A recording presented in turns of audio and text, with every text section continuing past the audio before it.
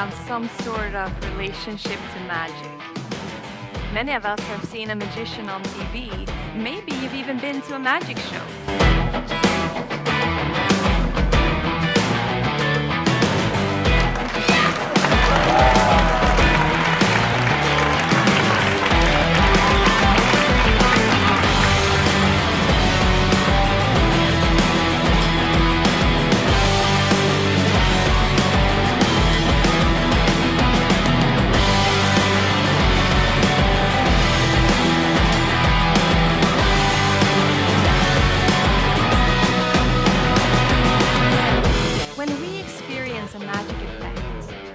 Our mind goes to, that's impossible. We get baffled thinking, no.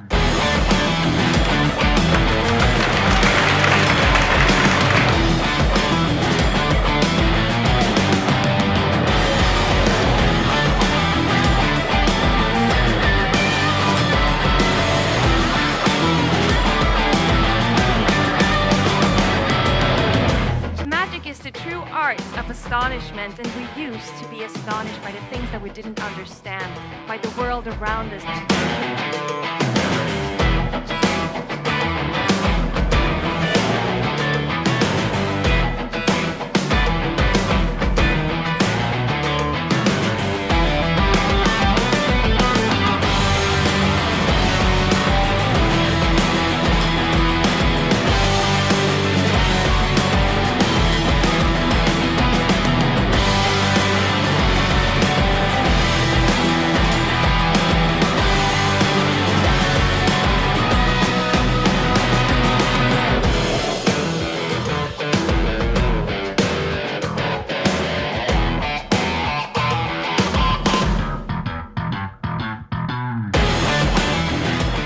This is Caroline Ravn. She's a professional magician from Sweden. Did I butcher your name, by the way? Well, you got it okay. I mean, it's actually Ravn. It's a Danish name, and people don't know how to pronounce it, so I just say Raven. It's easier. How do you say it, though, properly? Caroline Ravn.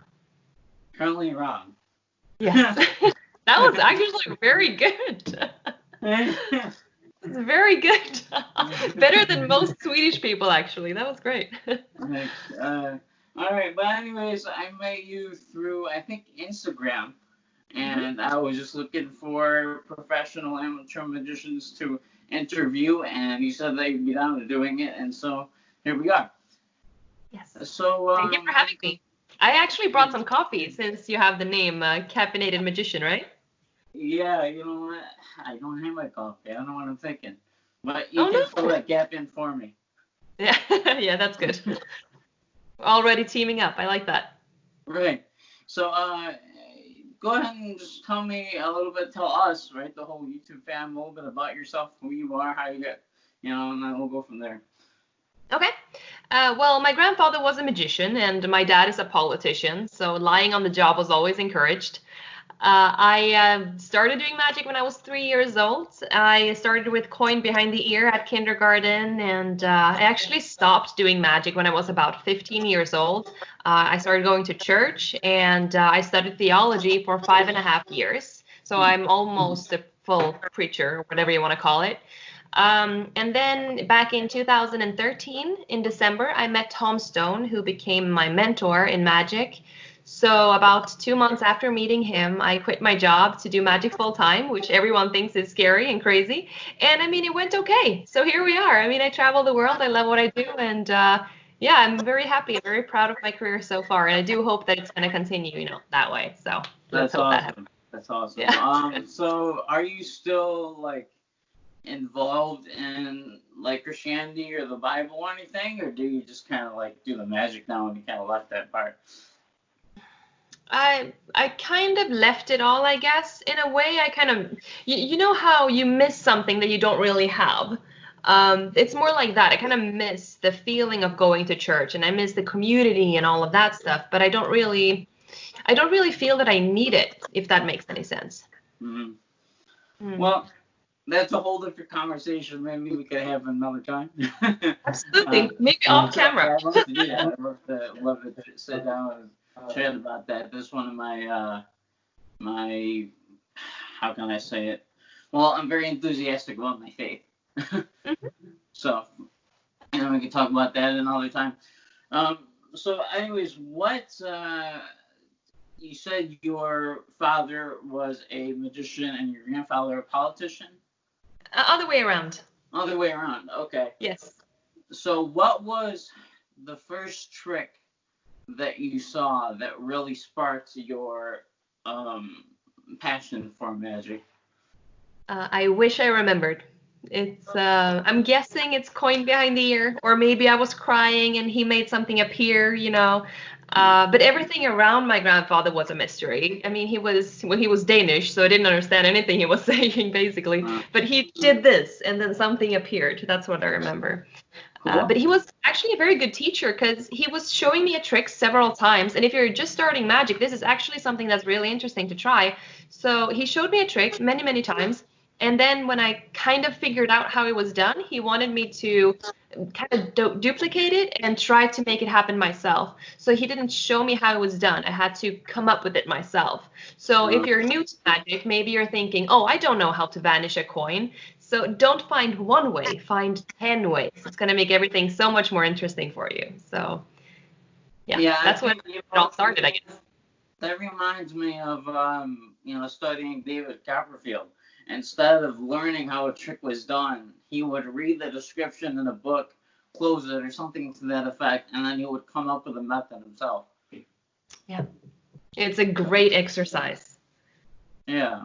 And I'm actually getting into like my creative side as well. I mean, a few years into it, after I learned everything in magic, the basics, like it kind of got into it. But just this past couple of years, like now that I have all the tools in my arsenal in my head, how to use certain like moves and stuff. Like I've been on a binge, just like, okay, how can I make magic out of this or this, and I've been trying to stray away a little bit from cards and focus on, something else and organic, Mhm. kind of what I love to do. So, being said, what is your favorite type of magic to perform?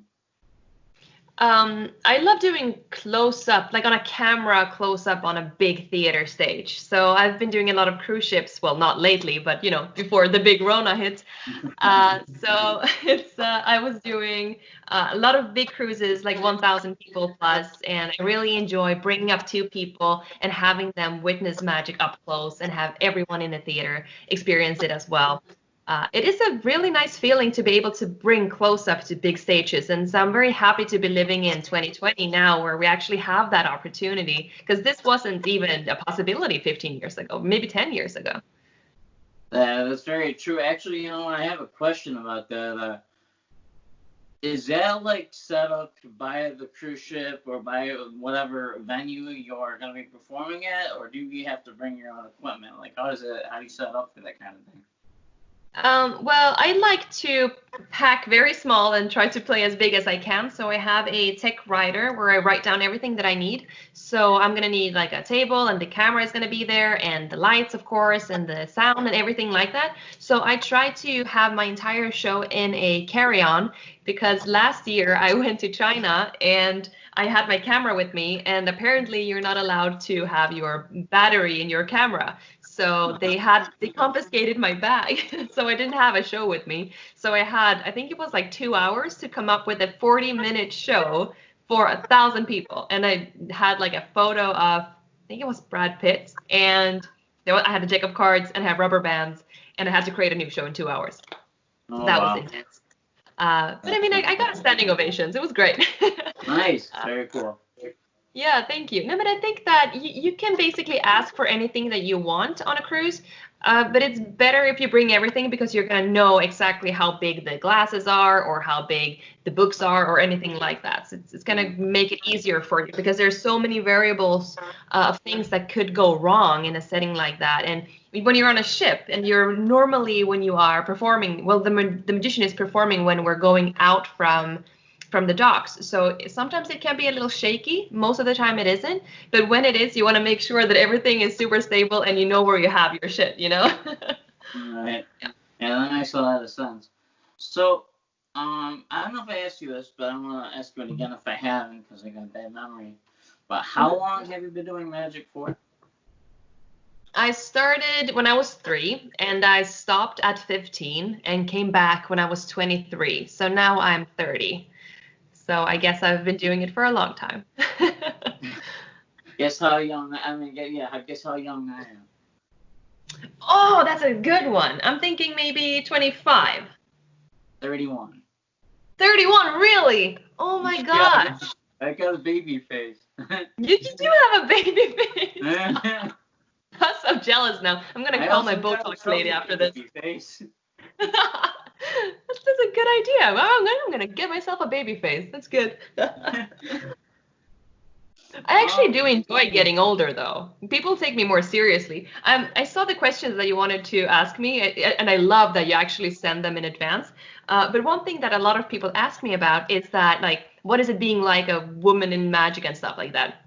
And actually, I do enjoy getting older because people take me more seriously now. Because in the beginning, when I was 24, people were like, oh, how cute, a girl doing magic. And now I'm like, this powerful woman in a way, like an entrepreneur. And people are like, huh, you're pretty cool. So I do enjoy getting older.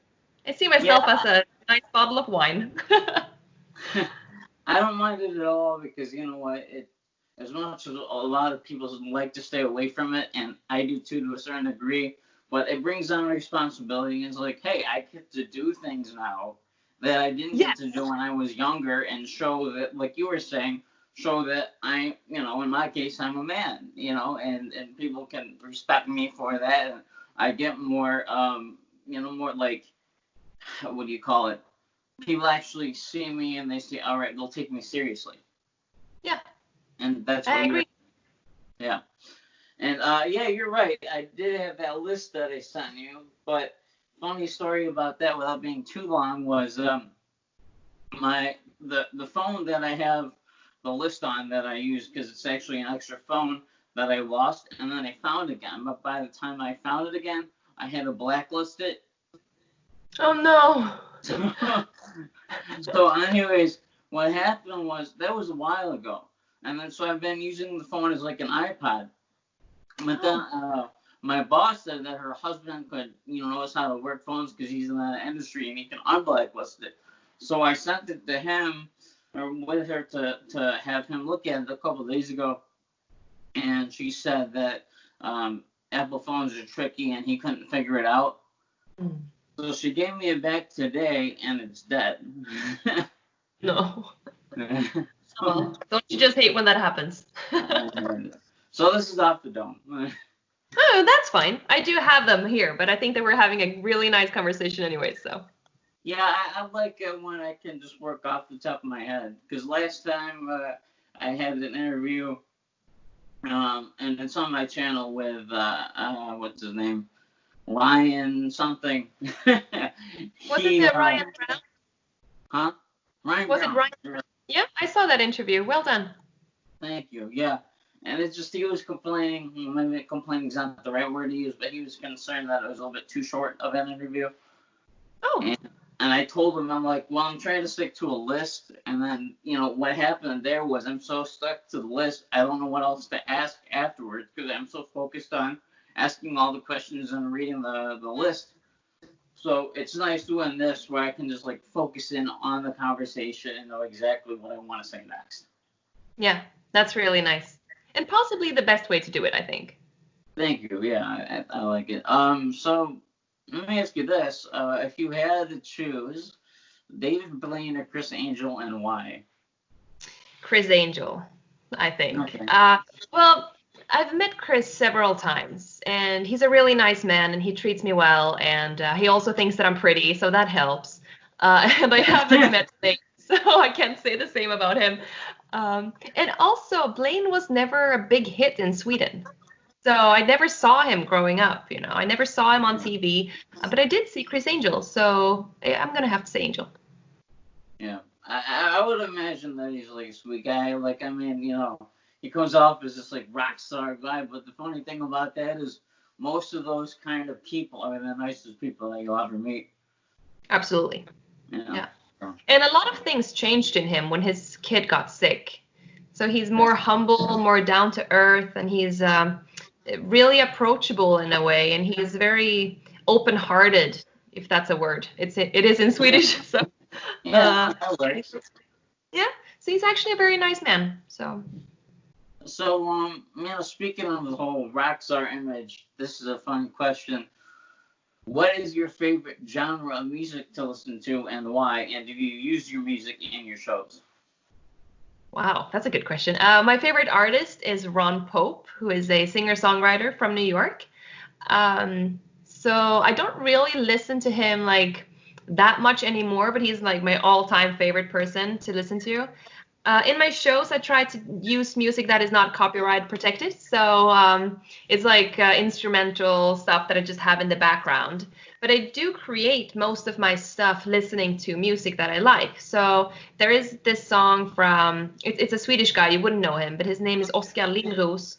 And he has a song called Piano. And that's a piece that I tend to come back to all the time when I'm creating something new. It doesn't have any lyrics. It's just a really nice piano piece, and it gets my creative juices flowing, I guess. So if you want, I know exactly what you're talking about, because I have a friend. She's a YouTuber too. She's actually performed for some big names. Like, have you ever seen Spy Kids? Yes, way back. That was amazing. Yeah, I love that movie. The guy, the guy that covered for the parents to pretend that he was their uncle? No, I don't remember that guy. Well, anyways, what it was like, so there was the two kids, right, and they find out they're spies because their uncle tells them, well, actually, we're spy agents, and I pretend to be your uncle, and I'm actually their friend or something. And anyways, the guy in that movie, that particular guy, the friend that I'm talking about, performed for. Oh, okay. So she actually has, because she's an actress too, so she's performed in some, like movies, not nothing big, but she's been in a couple movies. And the reason why I say that is she does the same thing. She'll listen to music, and it inspires her to create a trick or to create a routine. So, with me personally, I'm not really big. I'm big into music, don't get me wrong, but using that to inspire me, not so much. For me, it's just like I like the calm, peaceful serenity, and then just like being in my own thoughts, handling, like, let's say a deck of cards, and then just going, okay, what can I do with this for the moves that I know can do with a deck of cards. Oh, by the way, deck of cards, have you ever seen these? They just came out recently. Oh, it's too bright. Can you move it closer to the camera? Oh, there we go. No, which ones are these? Oh, now the Gators. Backs, right. The blue metallic Gator backs. Are they any good? Yeah, I would recommend, if you get the chance, to pick these up to do a review on them, because like I said in your comments on YouTube, you're the queen of deck reviews. I really like your enthusiasm and all that stuff. So yeah, Thank you so much. I'm gonna put that on my website, Queen of Deck Reviews. Yeah, do it, man. That's actually very good. I'm gonna put that down. For sure. Just quote me. No. Yeah, I will. That's great. Maybe I'll take this segment of the video and just have that. So it wasn't me who said it; it was someone else. So that's good. Yeah. So okay. So you said your favorite kind of magic to perform is close-up.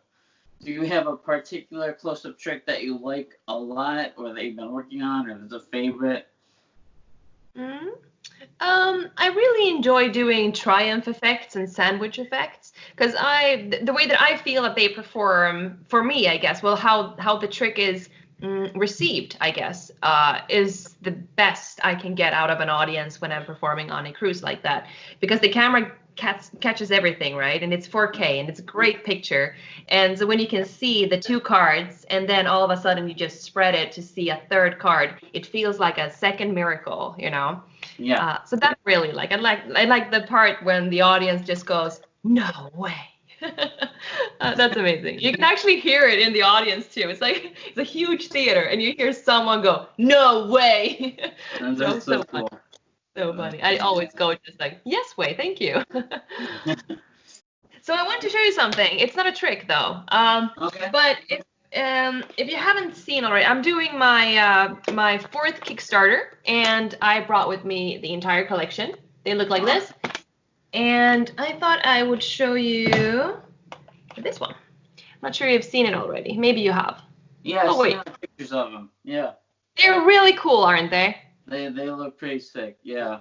I like So them. do you know where there's a hand on the side here? I'm gonna Let put me this look. like this. See, there's a Yeah, uh, they go together, but I don't know the it's actually symbols of the hand. my hand. So if you take a look at Oh. that, it's exact image of my hand. And Okay. I'm just gonna fix my camera. There we go. This is the best part, by the way. I just got a cable so I can talk right into my normal camera, and I have Skype on the side. So if you're watching this and you see my eyes go like this, it's because I have, well, you over here and I have the camera over here. But yeah, so the hand looks like this. And back in, I think it was 5 years ago, I got a call from McDonald's France, who asked if I could do hand model gigs for them because they heard that I had pretty hands, and they ended up doing, I think it's like 20 commercials for them already.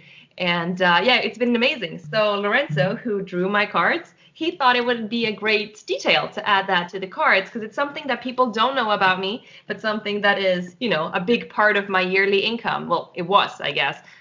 In February, I hurt my hand really bad, so I can't do it anymore, unfortunately. But If there's anything that you could say to a beginner magician that wants to get into magic, but doesn't know where to start, what would be your recommendation to him or her? I think it all depends on what you want to do in a way. But as I said before, I think it's great to have, you know, exercises that you can do. Like if you want to figure out one way to vanish a coin, find out 10. If you want to learn one way to control a card, learn 10.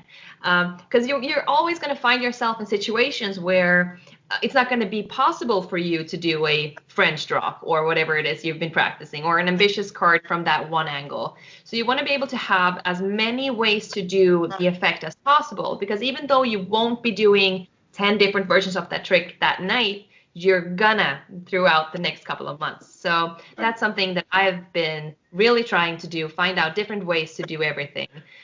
Different methods, try different packs of cards or different coins, because everything is going to feel different. So if you go to a party and someone asks you, can you do the same trick with my deck of cards or with my coin? I always want to be able to say, yes, of course, because I'm a magician, not only a person who has props, you know? Exactly. So find a way to learn how to do the stuff, really master it. I mean, I know it sounds like a cliche, but you want to master your art here. If you want to just learn one card trick, learn it so good. You can do it in any angle. You can do it in front of a camera, in front of an audience, on a big stage.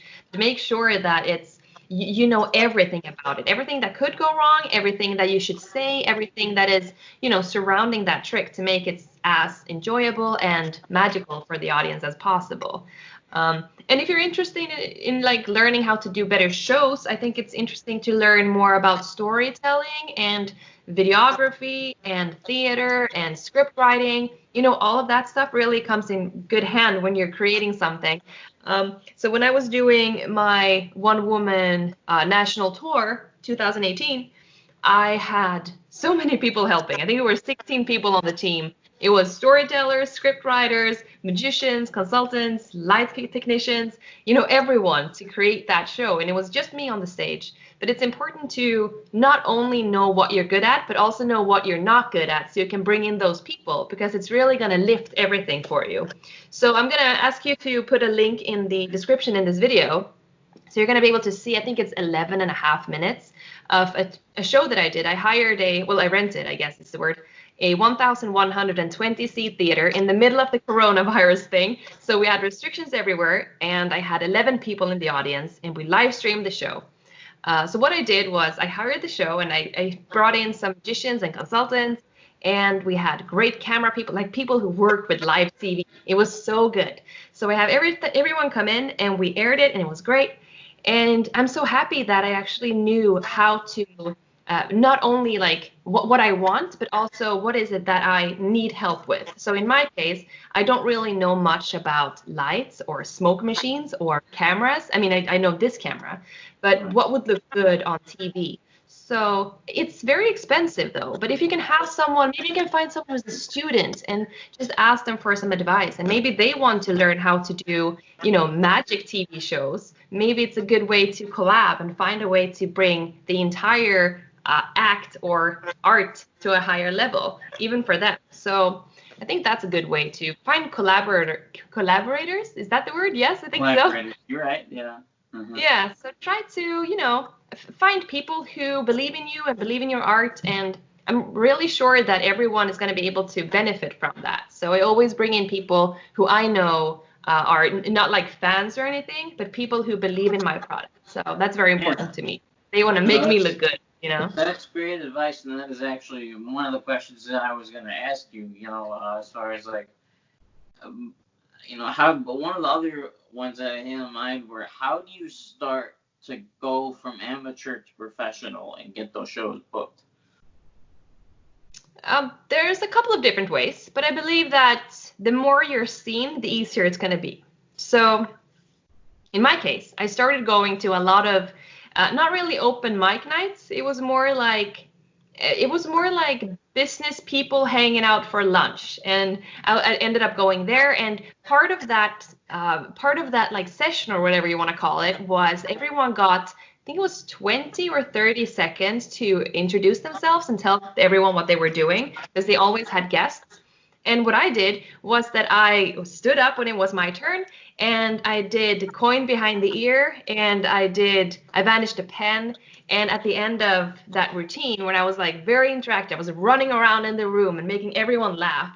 I wanted everyone to remember me. So at the end of that, when I made a coin disappear with someone else's pen, I would just go like, and my name is Caroline Ravn, and this is where the magic happens. And everyone was like, that's a perfect ending. You know exactly when it's over. So if you want to be able to like make a good impression like that, it's going to be much easier when you're asked to do a show, because they already seen you perform.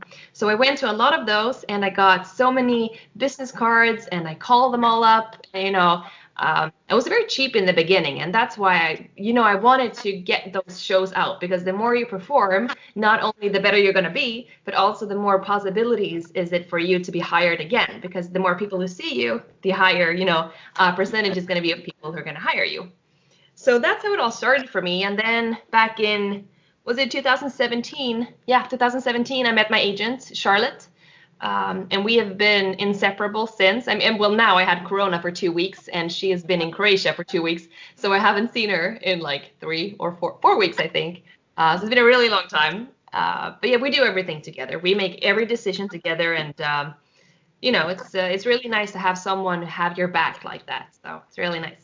Nice. So let me go back to this. We touched on it a little bit, but what would be your recommendation on how to practice to get to that point of mastery, instead of just practice a lot? Like, what are some details that you would say, okay, this is what you want to do in order to get better? I think it's good to set up goals. Like I said, don't do one, do 10 ways. But maybe, I'm very lucky. I'm being mentored by Tom Stone, and he's amazing in so many ways. And I'm thinking that if you have someone, it doesn't have to be someone who lives close to you, but maybe someone online that you can have as an accountability buddy in a way. That's someone who is going to help you keep to the deadlines and make sure you develop.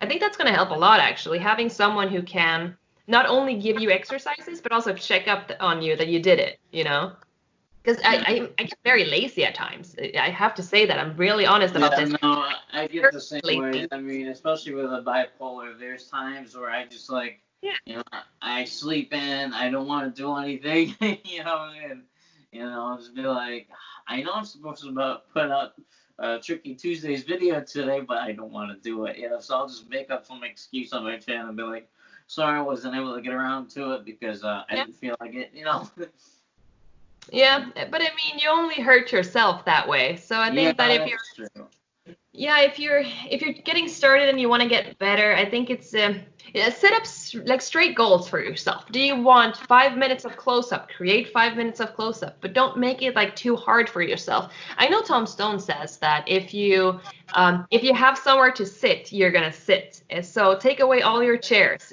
Put something in your couch so you can't use the couch. Put stuff in your bed so you can't lay down. So just make sure that you actually put in the work and make it hard for yourself to rest. And when you have done, maybe let's say you practice the routine 15 times. Maybe that was your goal for the day. If you've done it 15 times, then you have to treat yourself. Maybe you don't have to like go out for ice cream or order in like a new pair of pants or whatever. It can be something small. Like, okay, now I did the 15 things. Now I'm gonna watch this thing on Instagram. Right. So really find a way to treat yourself, and also we have to remember that magic is an art, and it's something that you can't, well, I believe you can't really push it. Some people want to push creativity like that. For me, it doesn't work. I find myself being the most creative when I'm free in my mind. So for me, if I were to do that exercise, let's say I want to practice Benson burner 15 times. My way to treat myself would be to go for a 15-minute or maybe 20-minute walk with my dog. Just so I can get out of my own way in that way, because I have to clear up my mind to be able to feel like I'm free enough to do it, I guess. Does it make sense? Yeah, no, that makes a lot of sense. So like now, I've been better at like putting videos on YouTube and practicing. The best thing for me, like what I've been doing for practice, is just I don't have a dedicated time, but I always like have a deck of cards out, like, or like I said, everything around me I try to see as magical. So when I'm in the mood, I'm just like, all right, what can I do with that? As opposed to having to go through my magic drawer and go, okay, let's work on a trick. Yeah. So that way, in my mind, I'm always thinking, hey, look, magic, magic, magic, magic. And that's how I practice. Right. So I might not always be doing it or always be practicing, but I have tried to keep the mentality of whenever I see something that I think has magic potential, go for it. But I don't know if that makes sense, but it does make sense. Yeah. Yeah. And but yeah, I mean, I've actually been doing magic for 20 years. Wow. I just haven't, like, I've done some shows, for like I've done a kids party. I actually one time, this was a good one. I started doing tricks for this guy at my local library, like the cafe in there, and he really liked it, and he's like, yeah, you can do a show in the cafe for the people. And so he paid me like $100 for that, and then on top of that, I got like $20 or $50 in tips. Oh, nice. So it was a nice little beginning, and it's just that I moved to South Carolina about 4 years ago. Mm-hmm. So I had to like rebuild my whole brand and put my name out there again. So that's why it's been so difficult, because I was just starting to break through, back in Illinois, and now that I moved, I'm not yet ready to just travel everywhere I go. I don't have the income for that yet, so I figure, but I want to get there. Like, I do have the passion to like pursue this as a career. But right now it's just, working on it slowly but surely and getting there. So, one more question for you. If you can give, and I kind of, maybe I asked you this already, but I'll say it in a different way so you can give a slightly different answer. If there's one piece of advice or a couple pieces of advice that you can tell to somebody in magic, what would it be other than what you said already? Just to inspire them or equip them to get better or what way have you? What would be your one word of inspiration for a beginning magician? I think that a lot of magicians, even professional magicians, they forget to develop not only the magic, but also the music choices and the color that they choose. So I think that the more you can go into the theater production, I think the better. And maybe you can read up on storytelling and script writing. And, well, if you do have the time and the energy to write down your entire show, the way that you actually say it. So maybe record the show, record the trick or whatever, and Like write it down. Take out your computer and just write down everything you say. I think it's going to be a really good, not really, well, let's call it scissors, okay? So let's call it scissors. So you take out the script that you have and you just trim out everything that is just fluff, something that doesn't make sense, or maybe you're being too obvious, or maybe you're saying this is a regular deck of cards and you don't let them examine it. That sucks. So find the weak pieces of your stuff and just trim it down. And it's really hard to do that if you don't know enough about storytelling and script writing and theater and everything like that. So there's a really good book that I highly recommend everyone to read. It's called Maximum Entertainment by Ken Weber. So it's probably the best book I've ever read for magicians. And it's not about magic. It's about how you create your persona and how to look good on stage and how to think about lights and, all of that we never talk about, but should be the only thing that we talk about. So highly recommend. And just to kind of close here, where can people find you, like your social media, and if they're interested in contacting you to do a show for them, what would be that information? So if they want to hire me to do a show, I would highly recommend them to talk to my agent directly. And that's Charlotte at profileagency.se. So she will book everything, get the contract sorted, what I need, my fees, and all of that. But if you want to follow me on social media, you can either go to my YouTube channel, where you can search for Caroline Ravn, so that's Caroline Ravn, or you can go to my Instagram, that is Ravn Magic, so that's Ravn Magic in one word. So yeah, that's where you find me. I'm also on Facebook, but I think I have too many friends, so you have to go to my like page. Okay, cool. All right, well. Thanks for doing that interview. I want to say your name, pronounce it right, but I'm gonna just go with Caroline. It's really hard, isn't it? Yeah, it's tricky. Yeah, I'll get one of these days and surprise you. Yeah, you should. That'd be amazing. Well, great. Thank you so much for having me. Yeah. One last thing. Can you hold up your coffee or whatever? It's kind of like a screenshot for the. There you go. Oh, I have to cover it because it's Awesome. All right, that works. That's perfect. Well, yeah, I'll put that for my thumbnail. Great. All right. Thanks so much. Thank you so much. Talk to you soon. There. Oh my god, it's amazing! That is a good choice. I mean, This is 2 thumbs up.